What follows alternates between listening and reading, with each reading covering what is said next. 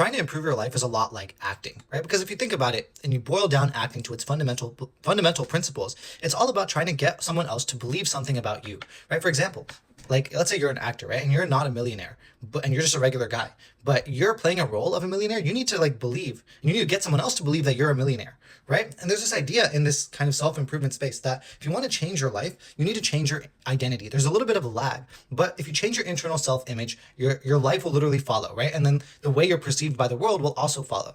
And we can like take a page from the actor's book to do this, right? There's two types of acting, or like two schools of acting, at least from my limited knowledge, right? There's method acting, right? So a lot of actors do this where they kind of live the life of their character for a certain amount of time, maybe like 3 months, 6 months, a year before they actually shoot the movie. And they literally live the life of the character that they're going to play, right? They live it, they visualize it, they do the affirmations. And we can do the same thing, right? Let's say you want to be a millionaire, you want to be successful. You can just start living that life in your head. You can method act the life that you want to have. You can start visualizing, you can start doing the affirmations that align with the life you want to have. And eventually there is a little bit of lag, you will actually start living that life, right?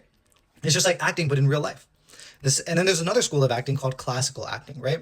There's the actors who like, when they have a role, what do? They dress like the character that they're going to have. They start walking like the actor that they're going to have. This is apparently a really common principle in acting where they try to start with the walk. How does the person that they're going to play move themselves? How do they carry themselves, right? It's like they embody the performance of the character that they're going to play, right?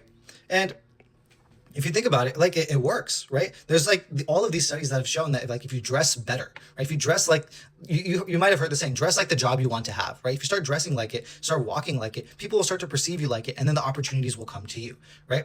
The same goes to like, let's say you're trying to improve the way you look and you start going to the gym. Okay. You start acting like someone who goes to the gym. You start tracking your calories. You start going to the gym consistently. And then the results follow after a little bit of lag, right? So you have whatever it is for you, right? You have a perception of what your ideal life looks like. All you have to do is start doing it, right? How does your ideal self keep their space, right? How organized are they? How does your ideal self dress? What does the environment of your ideal self look like? What does your ideal self dress like? Like all of these things matter, right? How does your ideal self walk? And you can start embodying these things, start acting like your ideal self, and then you will become your ideal self.